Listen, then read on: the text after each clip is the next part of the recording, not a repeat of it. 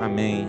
Evangelho de João, capítulo 3, dando prosseguimento ao nosso estudo do Evangelho de João, capítulo a capítulo. Mantenha a sua Bíblia aberta, né? E vamos orar ao Senhor. Vamos pedir que Deus nos dê entendimento, né? E Deus nos dê capacidade para aprender a palavra do Senhor. Obrigado, Deus, por esse momento. Que o Senhor venha nos dirigir, Senhor, nesse estudo, na Tua palavra. Senhor, guie os nossos corações, dá sabedoria, entendimento, Pai, para podermos aprender mais de Ti, da Tua palavra. Senhor, fica conosco, usa-me, sou um vaso, me coloca como instrumento Teu, Senhor, para que junto com a Tua igreja aprendamos mais, nos fortaleçamos mais, Senhor, possamos crescer na Tua graça. Fica conosco, nos abençoa rica e abundantemente. A nossa oração é em nome de Jesus, e que o povo de Deus diga: você pode se assentar, em nome de Jesus.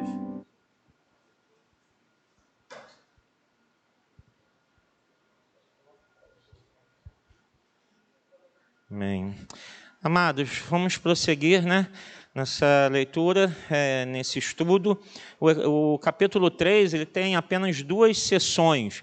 Então vamos ler essa primeira sessão que fala desse encontro, né? Eu não sei se você lembra, mas na introdução nós falamos que o Evangelho de João, esse livro, ele narra 27 encontros de Jesus com pessoas, né? E este é um deles. Nós temos 7 sinais da grandeza e da divindade do Senhor, 7 sermões, 7 declarações do Eu Sou, né? Então a gente vai vendo essa sessão do capítulo 1 ao capítulo 12, ela vai narrando e falando muito sobre a encarnação de Jesus, a identidade de Jesus como Filho de Deus e o ministério do Senhor Jesus em si, e a rejeição de Israel quanto ao Messias que veio, né? Então João vai narrando isso tudo, mostrando a identidade do Senhor e que Israel acabou rejeitando. Então vamos ver esse encontro que Jesus teve com esse homem. Havia um fariseu,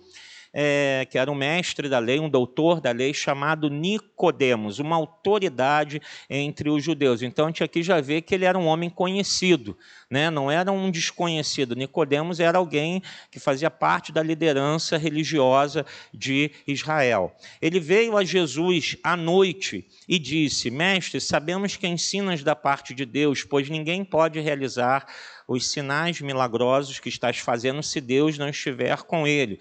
O fato dele à noite também nos chama um pouquinho aqui a atenção, porque talvez ele não queria, ou ele não queria ser visto, né? Então ele foi à noite, ou porque durante o dia estava ocupado com as suas funções, de estudo, e ele só tinha um tempo à noite para poder ter o acesso a Jesus. Versículo 3. Em resposta, Jesus declarou: digo-lhe a verdade.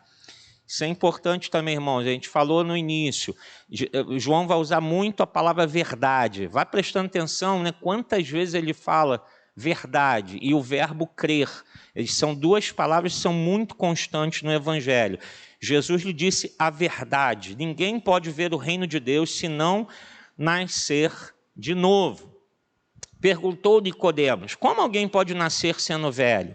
É claro que não pode entrar pela segunda vez no ventre de sua mãe e renascer, né? Uma coisa óbvia. Nicodemos fica até meio assustado, né? Isso não é possível. E Jesus responde, versículo 5, digo-lhe a verdade. De novo, ninguém pode entrar no reino de Deus se não nascer da água e do Espírito.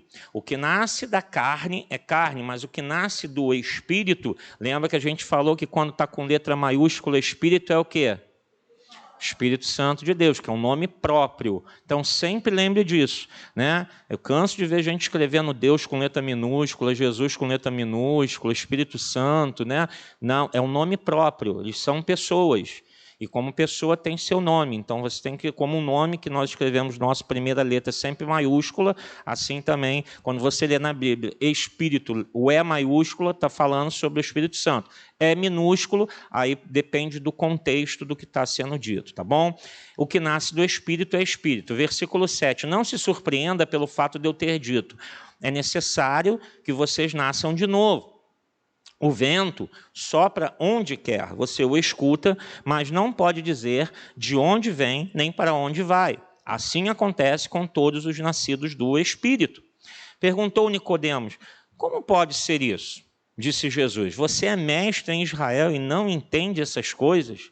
Asseguro-lhe que nós falamos do que conhecemos e testemunhamos do que vimos, mas mesmo assim vocês não aceitam o nosso testemunho.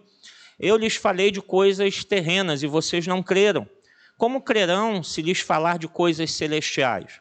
Ninguém jamais subiu ao céu, a não ser aquele que veio do céu, o Filho do Homem. Mais uma vez aqui, quando você vê Filho do Homem com F maiúsculo, está se referindo a quem?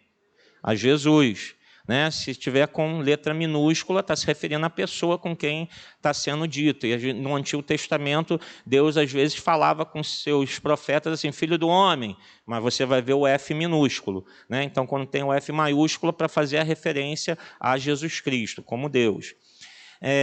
Versículo 14, da mesma forma como Moisés levantou a serpente no deserto, lembram dessa passagem? Né? Lá no deserto que houve uma praga e eles fizeram uma serpente de bronze, Moisés prendeu numa haste, colocou ela em pé e todos que tivessem sido mordidos por serpente, ao olhar para aquela serpente eram curados. Né? Tanto que o símbolo da medicina é uma haste com uma serpente, né? Que é a cura, né? O símbolo de cura. Ele levantou a serpente no deserto, assim também é necessário que o Filho do Homem seja levantado, para que todo que nele crer, crer, tenha a vida eterna. Porque Deus tanto amou o mundo que deu o seu Filho unigênito, para que todo que nele crer não pereça, mas tenha a vida eterna. Pois Deus enviou o seu Filho ao mundo, não para condenar o mundo, mas para que este fosse salvo por meio dele. Quem nele crê não é condenado, mas quem não crê já está condenado por não crer no nome do Filho do unigênito de Deus. Este é o julgamento, a luz veio ao mundo. Mas os homens amaram as trevas e não a luz, porque as suas obras eram más. Quem pratica o mal odeia a luz e não se aproxima da luz, temendo que as suas obras sejam manifestas. Mas quem pratica a verdade, vem para a luz, para que se veja claramente que as suas obras são realizadas por intermédio de Deus. Bem, vamos lá então. A gente deu uma passada só para a leitura.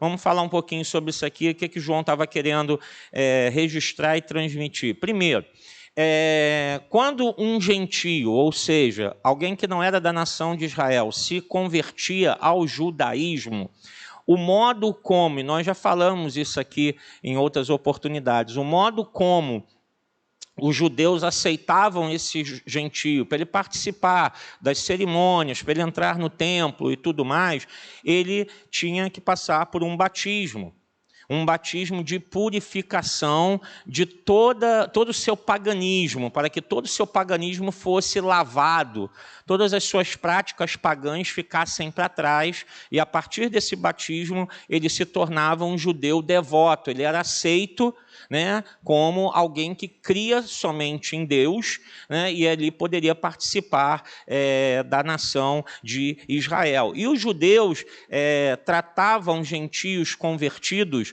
como recém-nascidos. Então, quando um judeu se convertia, falava, esse é um recém-nascido. Então, Jesus aqui, ao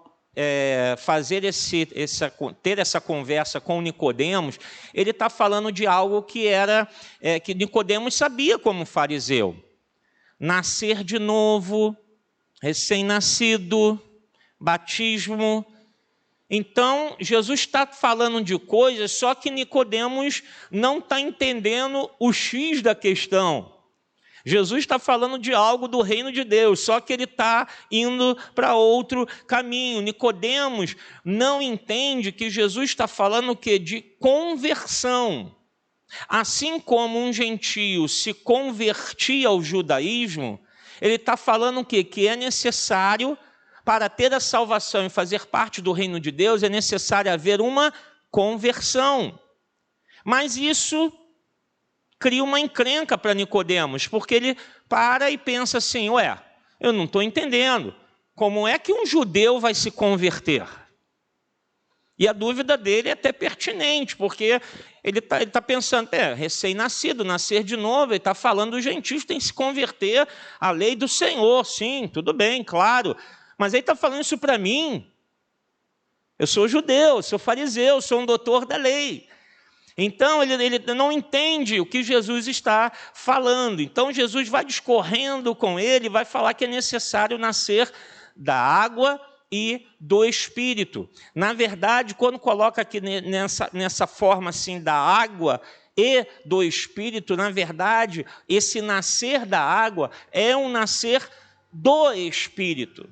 Ele está falando, ele vai aprofundando isso com Nicodemos de uma forma que está dizendo, Nicodemos tem que nascer do Espírito, tem que passar por esse processo de conversão, tem que ser algo que venha de Deus. Então, para o judeu, quando se falava em algo que vem do alto, algo que é do céu, algo que é do Espírito, fala, é algo que vem de Deus. Jesus está falando para ele, Nicodemos, tem que ser algo que venha de Deus.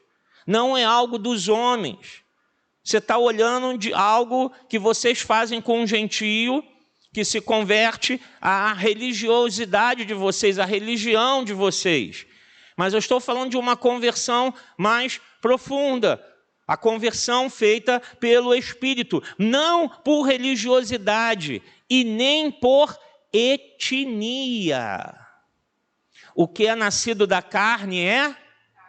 O que ele está dizendo? Não adianta ser judeu de nascença. Jesus está provocando uma revolução.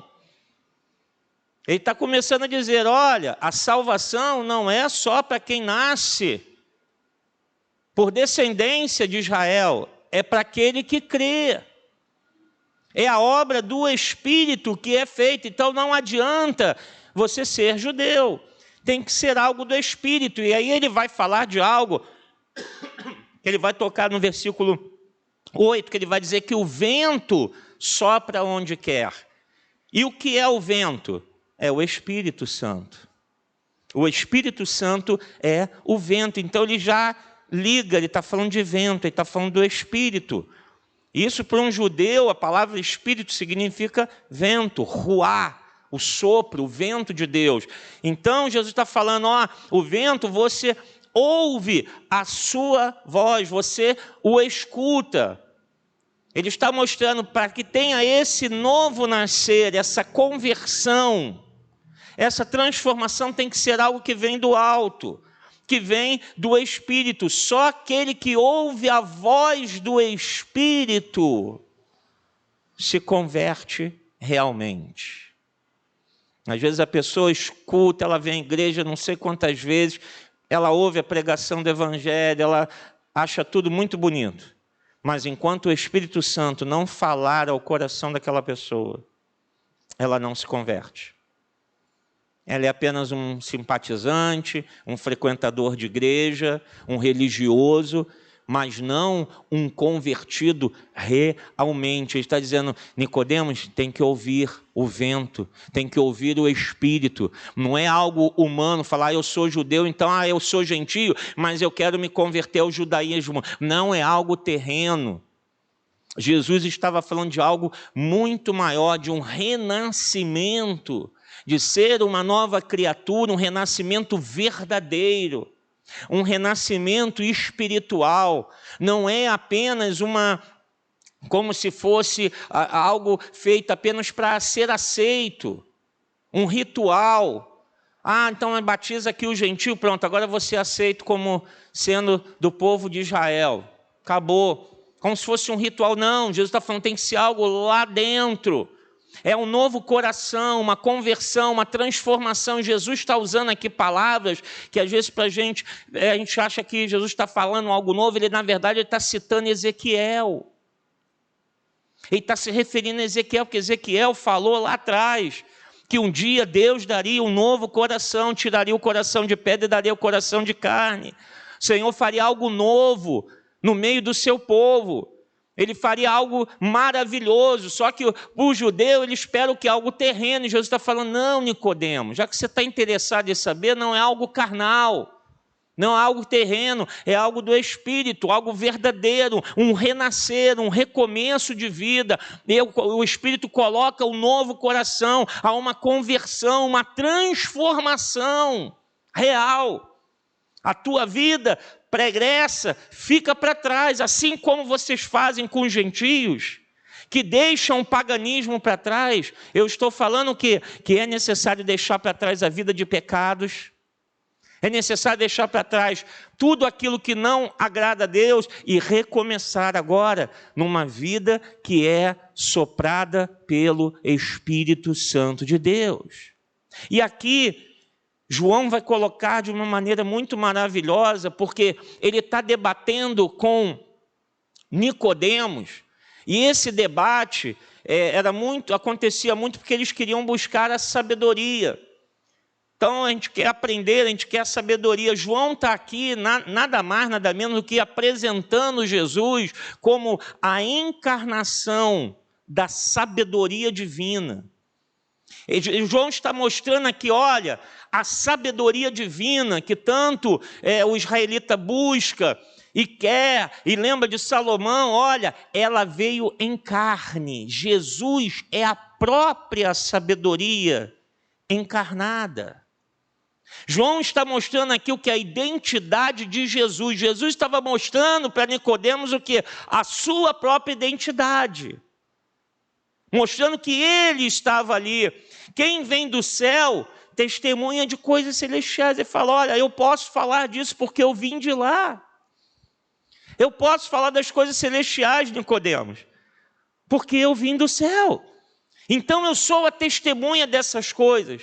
E a própria sabedoria entre os judeus, eles acreditavam que a sabedoria fosse como que tivesse uma forma, uma personalidade, e que ela ensinasse, revelasse o caminho do céu.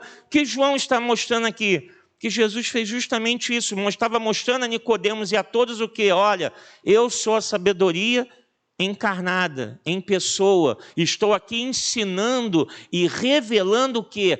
O caminho do céu, que é o quê? Uma nova vida em Cristo Jesus. Ele está trabalhando com Nicodemos esses conceitos, mas mostrando, olha, você acredita nisso tudo, só está indo para o foco errado. Eu vim trazer algo diferente, eu estou aqui revelando esse caminho do céu. A identidade de Jesus está sendo revelada como o Filho de Deus. Depois, mais à frente, a gente viu aqui falando sobre a serpente, né, que foi levantada no deserto. Então, Jesus vai entrar nesse momento e mostrar o que? O levantar. Assim como a serpente foi levantada lá no deserto. Bem, Nicodemos sabia disso, conhecia muito bem a história. Então, Jesus está mostrando, lembra disso? Assim também, o Filho do Homem, da mesma forma, ele também será levantado. É necessário que o Filho do Homem seja levantado. O que Jesus estava mostrando? Esse novo nascimento, essa obra do Espírito, vai acontecer no momento em que o Filho do Homem for levantado na cruz. Jesus já estava apontando para a cruz. Mais ainda, né, o levantar de Cristo sendo assunto aos céus, porque após a sua ressurreição, ele foi assunto aos céus, ele voltou, ele ascendeu aos céus, ele voltou ao seu lugar de glória. Então Jesus está mostrando aqui, o Filho do Homem também será levantado na cruz para pagar o preço pelos pecados, para fazer essa obra desse novo nascimento, e será levantado aos céus, porque ele veio de lá, ele é Deus e ele voltará à sua glória. Olha a identidade de Jesus sendo construída. Olha João mostrando que Jesus é o Filho de Deus. Lembra que a gente falou que ele escreve esse livro para provar a identidade, mostrar que Jesus é o Filho de Deus. Então ele começa a mostrar que as narrativas, esses encontros, as palavras de Jesus, que Jesus deixou bem claro que ele era o próprio Deus. Não havia dúvida, Jesus não deixou no ar assim, ele disse que disse, mas não disse. Não, Jesus foi claro, eu vim dos céus. E um dia o Filho do Homem será levantado de volta. E mais ainda, como aquela serpente que foi levantada no deserto e levava a cura para aqueles que eram mordidos, picados pelas serpentes, o Filho do Homem será levantado. E qual a cura que ele vai trazer? Agora não é a cura física, não apenas uma cura física. Jesus traria a cura do pecado. Ele será levantado. E todo aquele que olha para Jesus viverá para sempre. Lá no deserto, aquele que olhava para aquela serpente ganhava vida, mas um dia ele ia morrer. Agora está falando, quando o Filho do Homem for levantado, aquele que olhar para ele, ou seja, aquele que ver nisso o sacrifício e deixar que o Espírito sopre e faça essa obra de um novo nascer, ele viverá para sempre, receberá a vida eterna. Deus deu seu Filho para ser levantado como a serpente. Deus deu isso. É graça de Deus, não é mérito nosso. Ele deu seu Filho para ser levantado. E aí vem aqui esse versículo que tanta gente conhece, né? João 3,16. Deus tanto. O que significa esse tanto? Em algumas traduções, amou o mundo sobremaneira, de tal maneira, né? Esse tanto, na verdade está dizendo, Deus amou o mundo desse modo. Dessa maneira. No grego, que é a língua que foi escrita, é como se dissesse, é assim que Deus amou o mundo, ele deu o seu Filho. Foi assim que Deus amou o mundo, ele deu o seu Filho. No dar, em enviar Cristo à terra, em ele ser pregado na cruz, pagar o preço dos nossos pecados, em Deus ter dado o seu único Filho, ali a gente vê o ato de amor de Deus, um amor incomparável, e só Deus poderia fazer isso. Então foi desse modo que ele amou. E que modo? Em dar. E o amor, a gente não prova do amor justamente pelo dar. O amor sacrificial, a entrega, né? Quando você se doa para alguém, você vê, poxa, há um amor aí, seja ele qual for, seja o amor entre cônjuges, o amor entre amigos, o amor entre o povo de Deus, a gente prova isso como? No dar. A pessoa que só quer receber fala, oh, ela me ama, acho que ela só quer as coisas para ela, só vive pedindo, nunca dá nada, nunca oferece nada, está sempre querendo para ela. Então, nisso nós vemos o amor de Deus. De que maneira ele nos amou? Ele deu o seu Filho. Né? Que mundo é esse, irmãos? Um mundo sem Deus. O mundo que vive fora da vontade de Deus.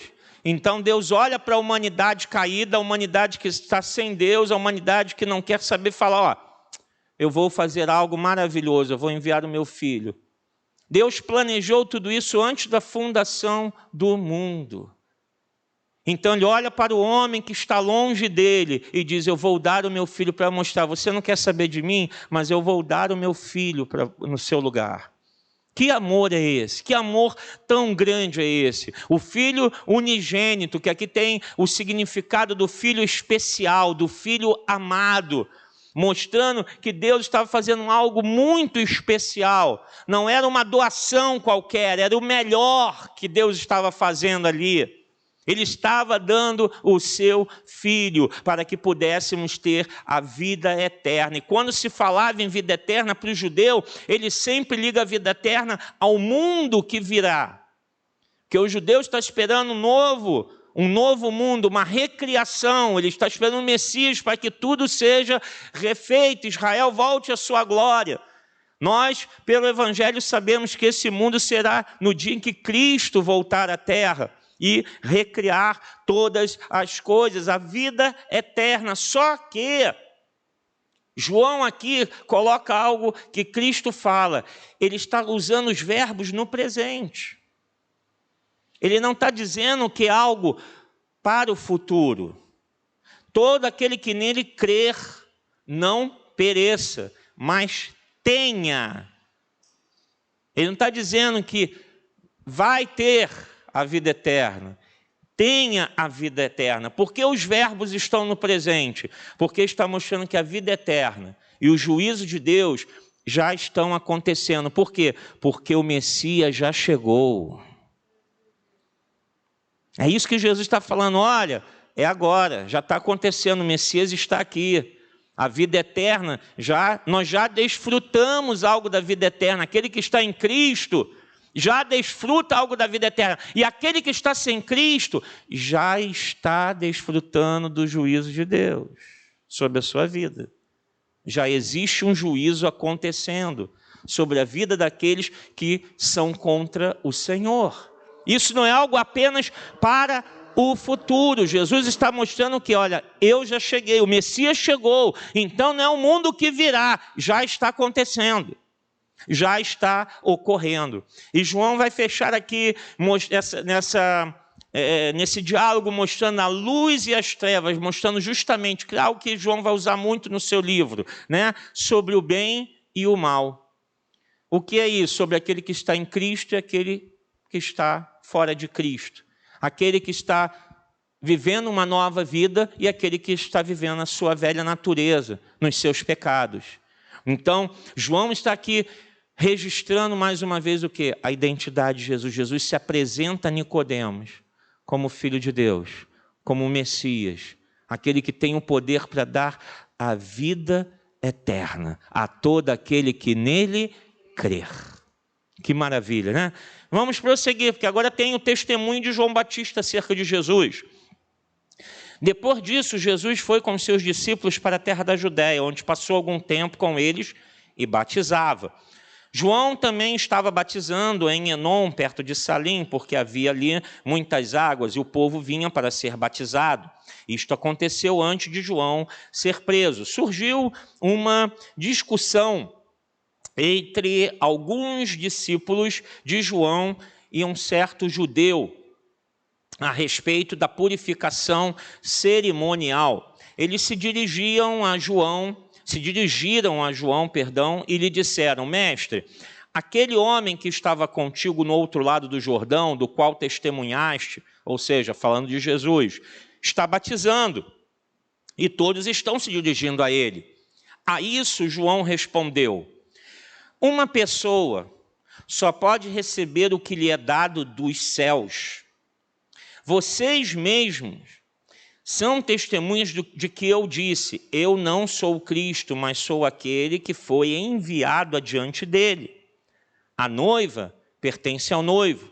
O amigo que presta serviço ao noivo e que o atende, o ouve, enche-se de alegria quando ouve a voz do noivo. Esta é a minha alegria, que agora se completa. É necessário que ele cresça e que eu diminua. Aquele que vem do alto está acima de todos. Aquele que é da terra pertence à terra e fala como quem é da terra. Aquele que vem dos céus está acima de todos. Ele testifica o que tem visto e ouvido, mas ninguém aceita o seu testemunho. Aquele que o aceita confirma que Deus é verdadeiro, pois aquele que Deus enviou fala as palavras de Deus, porque ele dá o Espírito sem limitações. O Pai ama o Filho e entregou tudo em suas mãos. Quem crê no Filho tem a vida eterna. Já quem rejeita o Filho não verá a vida, mas a ira de Deus permanece sobre ele. João aqui vai registrar esse testemunho de João Batista, esse momento, né? E a gente viu aqui que logo no início vai falando da purificação cerimonial. Então João vai muitas vezes usar essa linguagem da purificação pela água. Isso que Jesus estava falando com Nicodemos, né, que João Batista também aqui está falando. A gente vai ver muito recorrente no livro, porque é o sinal, né, de uma nova caminhada, de um recomeço, assim como os judeus faziam com os gentios. Então ele está usando a mesma linguagem, né, de que é necessário um reinício, uma purificação cerimonial, algo que passa pelas águas para que possa dizer: olha, agora realmente eu estou começando uma vida com Cristo, estou nascendo de novo, é um novo nascimento. A gente viu que aqui no início começou a ter uma uma discussão aqui entre os discípulos, né? Eles estavam com uma certa inveja, né? Olhando lá, poxa, mas esse Jesus lá também está batizando, os discípulos dele estão lá, né? Por que não vem aqui ao Senhor, João, né? Como é que pode, não, né? Porque era um pouco comum essa competição entre discípulos, né? E a gente vê isso em todo lugar, né? Dentro da igreja, o pastor tem que ficar o tempo todo mostrando que não há escolhidos, né? Porque se bobear, os diáconos ficam disputando a atenção do pastor, ficam com inveja do outro, né? O membro tal, acho que não, aquele ali é o queridinho do pastor, queridinho do pastor. Isso tem em todo lugar, dentro da família, na empresa, em qualquer lugar, acaba acontecendo essas certas competições, porque às vezes a gente quer achar espaço, a gente quer se sentir querido e amado. Então os discípulos naquela época também tinham essa coisa, e a gente vê que eles competindo, mas só que quando eles vão falar com João Batista dá uma parada e fala: ei, pode parar, eu não estou aqui competindo com ele, não. Eu não vou competir com ele, não. Tem outros mestres por aí que ficam competindo com os outros. Vocês estão acostumados com isso, né? Mas com esse aí eu não posso competir, não. Porque ele é maior do que eu. Ele está acima de mim. E ele veio dos céus, eu sou da terra. Então não há como competir. Não fiquem pensando que a gente vai... Não, ele está fazendo porque ele recebeu dos céus. Mais uma vez, o apóstolo João está aqui registrando João Batista falando o quê? Que Jesus é o Filho de Deus. Ele veio dos céus. Ele veio do alto. Sempre que a gente vê do alto, do céu, do Espírito, para os judeus isso é muito significativo, é algo que vem diretamente da parte de Deus. Então João Batista está dizendo isso. Esse Jesus é aquele que o Senhor falou daquela vez, lembra? Eis o Cordeiro de Deus que tira o pecado do mundo, que o Senhor falou, né? Desceu a pomba, ouviu uma voz dos céus, ele está lá batizando, porque ele veio de lá. Não tem competição. E João Batista vai falar que ele, mostrar qual era a função dele, que era o quê? Ele era o enviado. Ele tinha sido alguém comissionado por Deus para fazer uma obra, algo específico. E na cultura, na sociedade daquela época, o que acontece? O enviado é aquele que age na autoridade do emissor. O emissor pegava lá, você vai a tal lugar e vai fazer isso. Então chegava lá, eu vim aqui em nome de fulano de tal. Aí todo mundo, opa... Ele está revestido da autoridade do fulano. Então ele pode fazer qualquer coisa como se fosse fulano. O que João está dizendo? Eu fui enviado, eu fui comissionado por Deus, restrito à missão que Deus me deu. Eu vim apenas para anunciar, para preparar o caminho dele, porque ele é maior do que eu. E aí João Batista vai usar uma linguagem do casamento, porque o casamento ele era uma simbologia de alegria. Por isso que João vai falar, minha alegria está completa. Né? O casamento é aquele momento de alegria, de celebração. Então ele diz, olha, o noivo e a noiva pertence ao noivo. A minha alegria está completa por quê? Porque eu estou vendo que o noivo está aqui. Então, não é para mim que tem que olhar, eu sou apenas o amigo do noivo. Trazendo para os dias de hoje, o amigo do noivo naquela época era como se fosse o padrinho. Então era aquele que cuidava das coisas da festa, ajudava o noivo em tudo, né? Olha, o que precisar. Inclusive até alguns amigos do noivo, às vezes eram responsáveis, né, dentro da cultura judaica, de guardar as provas da virgindade da noiva. Irmãos. Isso às vezes era confiado a algum amigo do noivo. Vai ficar com você como prova. E ele guardava lá, né? Porque qualquer dúvida, não, o meu amigo tem as provas lá guardadas com ele, como testemunha de que ela era virgem. Então tinha múltiplas funções ali. Ele está dizendo o quê? Eu sou só o amigo do noivo. Vocês estão olhando para mim como se eu fosse o noivo. Eu não sou o noivo, não. Ele é o noivo. Ele vem do alto, ele vem dos céus. Eu sou apenas a testemunha disso. Ele se coloca como uma testemunha. Estou aqui testemunhando. É ele o Messias. É ele o Filho de Deus. Para os judeus, o Espírito Santo havia sido extinto desde os profetas do Antigo Testamento. E só seria restaurado, ou viria de volta, depois com a restauração de Israel. Então eles acham, até hoje, que a ação do Espírito Santo cessou. Acabou lá em Malaquias, acabou, o Espírito Santo não age mais, acabou. O dia que Israel for restaurado, o Espírito Santo virá novamente e tal. E aí João vai falar algo, mais uma vez, mostrando que a divindade de Jesus. Ele vai dizer que Jesus dá o Espírito, versículo 34. Aquele que Deus enviou, fala as palavras de Deus, porque ele dá o Espírito sem limitações. Só quem poderia dar o Espírito ilimitadamente? O próprio Deus. João está falando, não cessou não. Está aí aquele que pode dar de forma ilimitada, porque ele vem de Deus. Ele fala as palavras de Deus, é o próprio Deus. O Pai deu a ele, ama o Filho, entregou tudo nas suas mãos, e ele dá o Espírito de forma ilimitada. Ele é mais elevado, ele é mais alto. João Batista está testemunhando da divindade, da identidade, do caráter de Cristo Jesus. Para que não haja nenhuma dúvida, todo aquele que lesse essa carta, esse evangelho, esse livro naquela época ou em qualquer época, não tenha dúvida. Jesus era um sábio.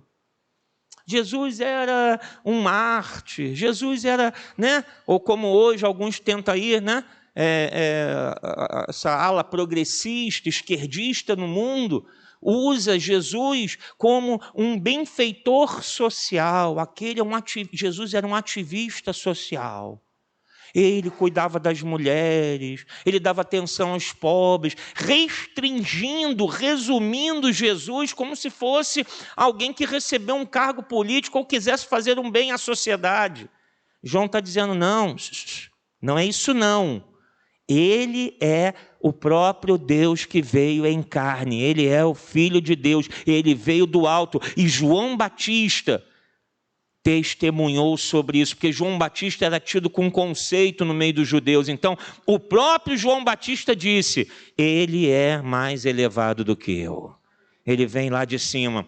O Pai dá autoridade ao Filho e julga o mundo de acordo com a fé em Jesus. Então, aquele que crê em Jesus tem a vida eterna. Aquele que não crê em Jesus recebe a condenação eterna. Mais uma vez aqui, o apóstolo João está usando os verbos em que tempo? No presente. Olha o versículo 36. Quem crê no Filho tem a vida eterna. Já quem rejeita o Filho não verá a vida, mas a ira de Deus permanece sobre ele. Irmãos, nós já temos o privilégio de estar vivendo a vida eterna aqui na terra. Uma amostra, claro, um pedacinho.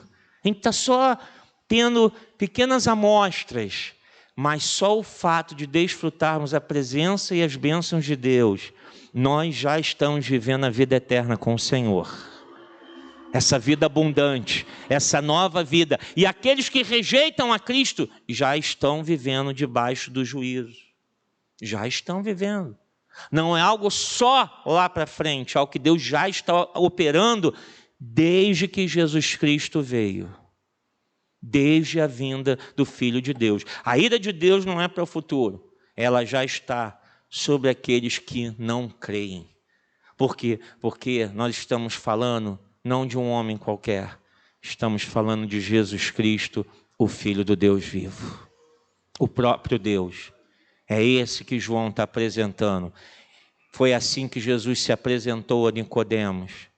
E essa foi o testemunho real de João Batista, que mesmo sendo primo dele, né, sendo parente dele, sabia que ele tinha algo diferente. Ele não é desse mundo. Ele não é da terra. Ele veio dos céus. Que todos digam. Encerramos capítulo 3.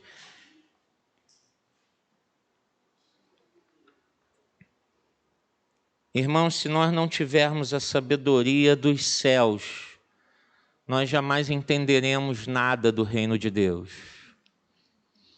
Uma das lições que a gente pode tirar desse homem chamado Nicodemos é que ele conhecia a lei muito bem, era um doutor da lei, ele conhecia profundamente as Escrituras Sagradas, mas ele não conhecia a ação do Espírito na vida do homem. E é isso que nós temos que às vezes ter cuidado. Nós podemos conhecer muito a Bíblia, a gente pode ter muito tempo de igreja, a gente pode saber muita coisa, mas se o Espírito não soprar constantemente na nossa vida, nada acontece. Isso é para o presente. Não é dizer assim, eu me converti. O verbo tem que ser sempre no presente. Eu tenho que estar me convertendo, né? Fazendo aí aquele gerundismo, né? Eu tenho que estar me convertendo todo dia. Eu tenho que me converter todo dia. Todo dia a graça de Deus tem que se renovar sobre a minha vida. Todo dia eu tenho que nascer de novo. Todo dia, porque eu não posso apenas confiar, eu sou membro da igreja, eu estou aqui quarta-feira, eu sou pastor.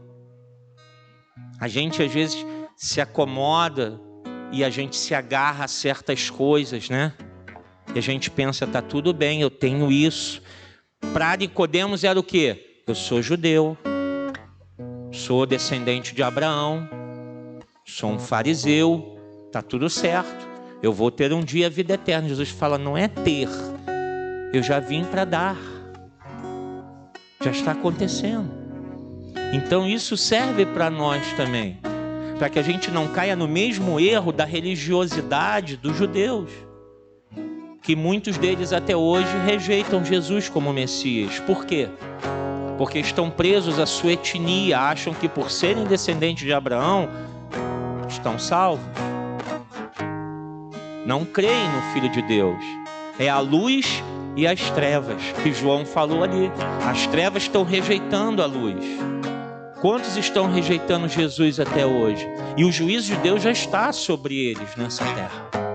E um dia virá mais ainda. Um dia nós entraremos plenamente no gozo, no descanso, na alegria do nosso Deus. E o mundo que rejeitou a Cristo será condenado eternamente. Mas é algo que já está acontecendo. Ele é o próprio Deus. E a gente tem que se agarrar a Jesus todos os dias e dizer, Espírito Santo, sopra sobre a minha vida, porque eu preciso ser uma nova criatura. Amém? Vamos ficar de pé? Vamos agradecer ao Senhor. Semana que vem a gente prossegue estudando a palavra do Senhor. Deus e Pai, obrigado, Senhor. Obrigado por essa noite aprendermos um pouco mais. Que é necessário nascer do Espírito.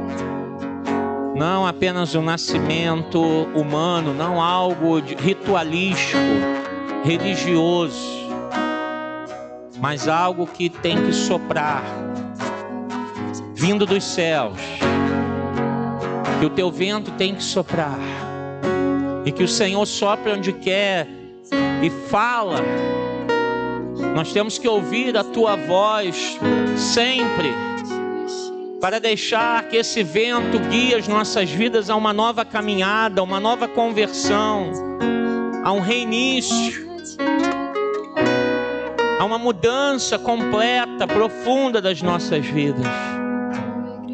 Senhor, assim como essa palavra chegou a Nicodemos, Senhor, chegue também ao nosso coração, para que possamos entender esse teu amor que foi revelado pelo ato de dar, de doar, de entregar o seu Filho, e vivermos a cada dia já um pedacinho, um pouquinho dessa vida eterna. Muito obrigado, Senhor, por podermos estudar a tua palavra.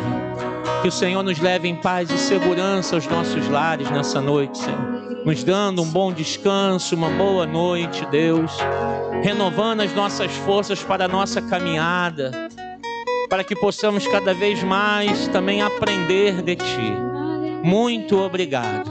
Que a Ti seja todo louvor, toda honra e toda glória hoje e para todos sempre. E que toda a igreja diga: que Deus te abençoe rica e abundantemente.